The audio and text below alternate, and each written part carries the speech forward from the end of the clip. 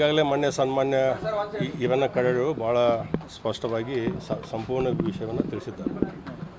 ನಮ್ಮ ಅಥಣಿಯಿಂದ ಒಂದು ವೇಳೆ ಬೆಳಗಾವಿ ಜಿಲ್ಲೆಯಲ್ಲಿ ಜಿಲ್ಲೆಗಳನ್ನು ಮಾಡಬೇಕನ್ನುವಂಥದ್ದು ಬಂದರೆ ಅಥಣಿನೂ ಕೂಡ ಮಾಡಬೇಕನ್ನುವಂಥ ಕೂಗು ನಮ್ಮಲ್ಲಿದೆ. ನಾವು ಕೂಡ ಅಥಣಿನ ಜಿಲ್ಲೆ ಮಾಡಬೇಕನ್ನುವಂಥದ್ದನ್ನು ನಾವು ಪ್ರಸ್ತಾವನೆ ಕೊಡ್ತಾಯಿದ್ದೀವಿ. ಈಗ ಯಾವ ಇದು ಅಥಣಿ ಡೆವಲಪ್ಮೆಂಟ್ ಆಗಿದೆ ಸರ್? ಸಾಕಷ್ಟು ಡೆವಲಪ್ಮೆಂಟ್ ಆಗಿದೆ. ಅದರಲ್ಲಿ ವಿಶೇಷವಾಗಿ ಮಹಾರಾಷ್ಟ್ರ ಗಡಿಯಲ್ಲಿದೆ. ನಮ್ಮದು ಅಥಣಿ ಕೊಟ್ಟಲ್ಗಿ ಲಾಸ್ಟ್ ಬೌಂಡ್ರಿ ಇದ್ದಾಗ ಅಥಣಿಯಿಂದ ಕೊಟ್ಟಲ್ಗಿ 40 ಕಿಲೋಮೀಟರ್, ಅಥಣಿಯಿಂದ ಬೆಳಗಾವಿ 150 ಅಂದರೆ 190 ಕಿಲೋಮೀಟರ್.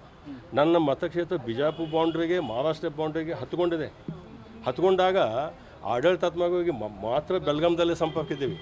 ಯಾವುದೇ ವ್ಯವಹಾರ ಇರಲಿ, ಕೃಷಿ ಚಟುವಟಿಕೆ ಇರಲಿ, ಬಿಜಾಪುರ ಮಹಾರಾಷ್ಟ್ರನೇ ಹೆಚ್ಚು ಕಾಂಟ್ಯಾಕ್ಟ್ ಇರುವಂಥದ್ದು. ಸೊ ಹೀಗಾಗಿ ಅದು ಯಾವುದೇ ಸಂದರ್ಭದಲ್ಲಿ ಅಥಣಿ ಜಿಲ್ಲೆ ಆಗಬೇಕು. ಒಂದು ವೇಳೆ ಅಥಣಿ ಜಿಲ್ಲೆ ಮಾಡುವಂಥದ್ದು ಏನಾದರೂ ಅಡಚಣೆ ಬಂದರೆ ನಾವು ಬಿಜಾಪುರಕ್ಕೆ ಸೇರ್ಕೋತೀವಿ ವಿನ ಬೆಳಗಾಂಗೆ ನಾವು ಒಲ್ ಅನ್ನುವಂಥದ್ದು ಕೂಡ ಅಥಣಿ ಜನರ ಪರಿಸ್ಥಿತಿ ಇದೆ. ಅಲ್ಲೇ ಸರಳ ಅಥಣಿಯಲ್ಲೇ ಈಗೇನೊಂದು 75-80 ವಯಸ್ಕರದಾರ, ರೈತರದಾರ. ಅವರು ಸೊಲ್ಲಾಪುರ, ಬಿಜಾಪುರ, ಜತ್ತು, ಮಿರಜು, ಕೊಲ್ಲಾಪುರ ಇವನ್ ಪುನಃ ತನಕ ಟಚ್ ಇದೆ. ಅದು ಬೆಳಗಾವಿಗೆ ಬಂದಿಲ್ಲ ಅವರು, ಯಾಕೆ ಬರುವಂಥ ಪ್ರಸಂಗ ಇಲ್ಲ. ದೂರ ಅನ್ನೋಕ್ಕಿಂತ ಅವರೆಲ್ಲ ವ್ಯವಹಾರ ಎಲ್ಲ ಅಲ್ಲೇ ಆಗ್ತಾವೆ. ಮೆಡಿಕಲ್ಲಿ ಸಾಂಗ್ಲಿಗೆ ಹೋಗ್ತಾರೆ, ಮಿರಜ್ಗೆ ಹೋಗ್ತಾರೆ. ನಮ್ಮಲ್ಲಿ ಹೋದ ಉದ್ಯೋಗ ಎಲ್ಲ ಬಿಜಾಪುರ, ಸೊಲ್ಲಾಪುರ, ಕೊಲ್ಲಾಪುರಕ್ಕಿದೆ. ಆಡಳಿತಾತ್ಮಕವಾಗಿ ಇದ್ದವರಿಗೆ ಮಾತ್ರ ಬೆಳಗಾವಿ ಸಂಪರ್ಕ ಇದೆ. ನಮ್ಮದು ಸ್ಪಷ್ಟವಾದ ನಮ್ಮ ಅಥಣಿ ಜನರ ನಿಲುವು ಅಥಣಿನೇ ಜಿಲ್ಲೆ ಆಗಬೇಕು.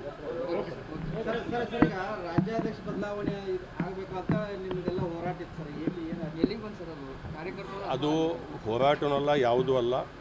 ಯಾವುದೇ ಸಂದರ್ಭದಲ್ಲಿ ಭಾರತೀಯ ಜನತಾ ಪಕ್ಷದ ವರಿಷ್ಠರು ಎಲ್ಲರನ್ನ ವಿಶ್ವಾಸಕ್ಕೆ ತೆಗೆದುಕೊಂಡು ಪಕ್ಷವನ್ನು ಕಟ್ತೀವಿ. 2028ರಲ್ಲಿ ಭಾರತೀಯ ಜನತಾ ಪಕ್ಷ ಅಧಿಕಾರಕ್ಕೆ ಬರೋದು ನಿಶ್ಚಿತ. ಅಧ್ಯಕ್ಷ ಬದಲಾವಣೆ ಆಗ್ತಾರಾ ಸರ್? ಯಾವುದೇ ನಿರ್ಣಯವನ್ನು ಹೈಕಮಾಂಡ್ ತಗೊಂಡು ಹೈಕಮಾಂಡ್ ಯಾಕೆ